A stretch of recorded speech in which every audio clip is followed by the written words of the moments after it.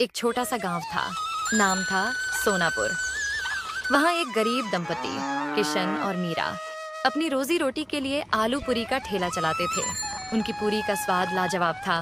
मसालेदार आलू की सब्जी, ऊपर से हरी मिर्च और धनिया की खुशबू, और फूली फूली गरम पूरी। लेकिन पता नहीं क्यों अब उनके ठेले पर कोई आता ही नहीं था। उसी गांव में मोहन नाम का एक आदमी भी आलू पूरी बेचता था। उसके ठेले पर रोज इतनी भीड़ रहती कि जगह भी नहीं मिलती थी। एक दिन दो ग्राहक वहीं बात कर रहे थे। अरे भाई, ये मोहन की पूरी में वो बात नहीं है। स्वाद तो किशन वाली पूरी में है, पर जाने क्यों पैर खुद ब खुद मोहन के ठेले की ओर खिंच जाते हैं। सही कहा रे। पहले तो रोज किशन की पूरी ही खाते थे। उसकी आलू की सब्जी में जो तीखापन था वो तो मजा दे देता था। हाँ, अब तो बस मन ही नहीं करता उसके ठेले पर जाने का। उधर किशन अपने ठेले के पास अकेला खड़ा चुपचाप सब सुन रहा था। वो मन ही मन बोला, पहले तो मेरे ठेले पर भी भीड़ लगती थी, अब सब मोहन के पास क्यों जा रहे हैं? क्या उसने कोई जादू कर दिया है क्या? उस रात मोहन ने अपना ठेला जल्दी समेटा। सारे आलू पूरी बेच चुका था। घर पहुंचते ही उसकी पत्नी सजन बोली, जी, आज तो अमावस्या की रात है, याद है ना? हाँ याद है। तुमने तैयारी कर ली? जी, पूरे 13 किलो चिकन पका लिया है। पर बताओ ना, हर बार 13 किलो ही क्यों? 10 या 20 क्यों नहीं? अरे भगवान, मैंने उसे 13 तारीख को ही नींद से जगाया था। अब उसे हर अमावस्या को 13 किलो चिकन चाहिए। अगर नहीं दिया तो हमें ही खा जाएगा। सजन कांप गई। क्या? आपने उसे जगाया क्यों? मोहन धीरे से बोला, पगली, उसी की वजह से तो हमारी पूरी बिकती है, वरना हम भी किशन की तरह बैठे रहते। उसके कारण ही हमारे अच्छे दिन आए हैं, उसका शुक्र मानो। दोनों कुछ देर खामोश रहे। बाहर हवा में अजीब सी सिहरन थी। फिर मोहन बोला, चलो अब सो जाओ, मैं जाकर उसको चिकन खिलाकर आता हूँ। आखिर वो कौन है जो हर अमावस्या को 13 किलो चिकन मांगता है? अगली सुबह सूरज की किरणें गांव की पगडंडियों पर फैल चुकी थीं। मोहन अपने ठेले को चमका रहा था। तेल गरम हो चुका था और पूरी तलने की खुशबू पूरे चौराहे में फैल रही थी। उसके चेहरे पर वही आत्मविश्वास था। आज फिर भीड़ लगेगी। उधर किशन अपने ठेले पर उदास बैठा था। बर्तन सजे थे, आलू की सब्जी तैयार थी, पर ग्राहक कोई नहीं। वह मन में बोला, कभी मेरे ठेले पर भी भीड़ रहती थी। अब तो जैसे गांव वालों को मेरा चेहरा भी नहीं दिखता। तभी गांव में शहर से आए एक दंपति दाखिल हुए, राकेश और नेहा। उन्होंने एक गांव वाले को रोका। भाई साहब, हम नए आए हैं इस गांव में, नाश्ता करना है, बताइए कहाँ मिलेगा अच्छा? सबसे बढ़िया नाश्ता तो मोहन के ठेले पर मिलता है, यहीं पास में है। दोनों ने शुक्रिया कहा और चल पड़े। जब वे मोहन के ठेले के पास पहुंचे तो वहां भारी भीड़ लगी थी। अरे जी, यहाँ तो बहुत भीड़ है, कितना इंतजार करें। सही कहा, चलो कहीं और देखते हैं। तभी नेहा की नजर पास में पड़े एक सुनसान ठेले पर पड़ी। देखो उधर, वो ठेला कितना साफ है और खुशबू भी कितनी अच्छी आ रही है।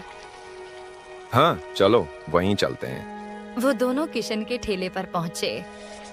किशन ने उन्हें देखकर मुस्कुराते हुए कहा, आइए सर, मैडम गरम गरम आलू पूरी दूं? हाँ भाई, 2 प्लेट देना। पूरी एकदम फूली हुई होनी चाहिए। किशन ने स्नेह से 2 प्लेट परोसी। दोनों ने पूरी चखी। वाह, ये तो वाकई लाजवाब है। सच में भाई, तुम्हारी पूरी का तो कोई जवाब नहीं। पर एक बात बताओ, इतने बढ़िया स्वाद के बाद भी यहाँ कोई ग्राहक क्यों नहीं? क्या बताऊं साहब, उस मोहन ने कुछ जादू कर रखा है। गांव वाले अब मेरे ठेले की तरफ देखते भी नहीं। आप शहर से हैं इसलिए बच गए, नहीं तो आपके पैर भी उसी के ठेले की ओर खिंच जाते। अरे भैया, ऐसा कुछ नहीं होता। अपने कर्म देखिए, जादू टोने पर क्यों दोष डालते हैं। इतना कहकर दोनों चले गए, पर उधर मोहन यह सब दूर से देख रहा था। वह तुरंत अपना ठेला समेटकर जंगल की ओर निकल गया। अंधेरा घिरने लगा था। जंगल के भीतर वह एक पुरानी गुफा में दाखिल हुआ। भीतर से कुछ मंत्रों की आवाज आई। हवा भारी हो गई और ठीक 10 मिनट बाद वह पसीने से तर हाँफता हुआ बाहर निकला।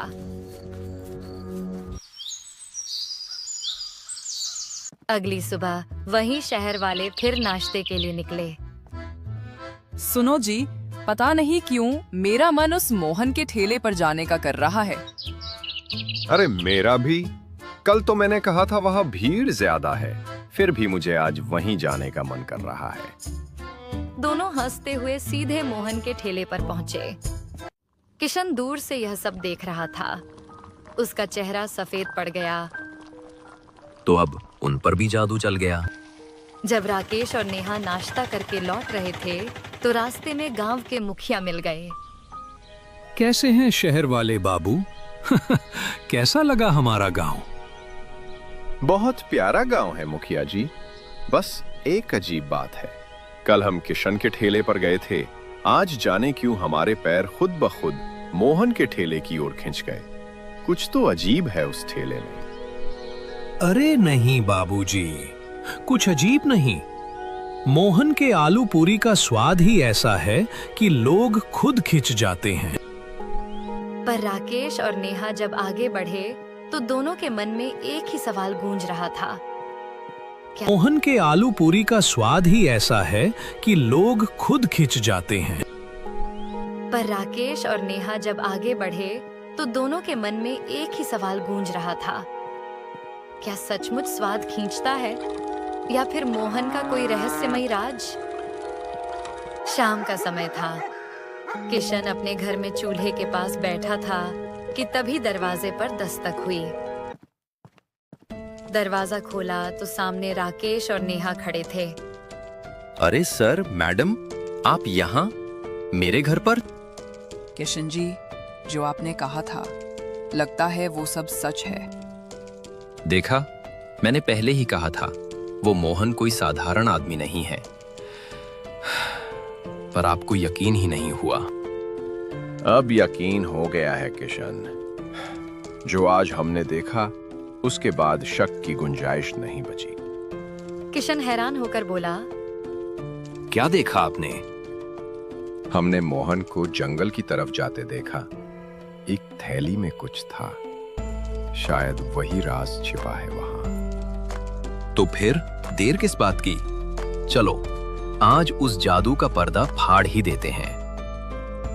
तीनों जंगल की ओर निकल पड़े।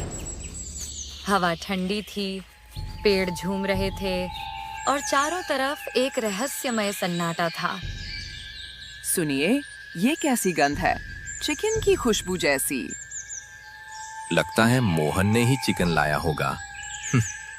दूसरा कौन जंगल में चिकन लाएगा? कुछ दूर जाने पर उन्हें एक पुरानी गुफा दिखाई दी। गुफा के भीतर से किसी के बड़बड़ाने की आवाज आ रही थी, जैसे कोई मंत्र पढ़ रहा हो। किशन सुनो, ये आवाज मोहन की लग रही है। मुझे डर लग रहा है, वापस चलें? नहीं नेहा जी, अब पीछे नहीं हटेंगे, चलिए। तीनों धीरे धीरे गुफा के अंदर गए। उस रात के बाद किशन, राकेश और नेहा को किसी ने फिर कभी नहीं देखा। कहते हैं तीनों उसी गुफा में कैद हो गए।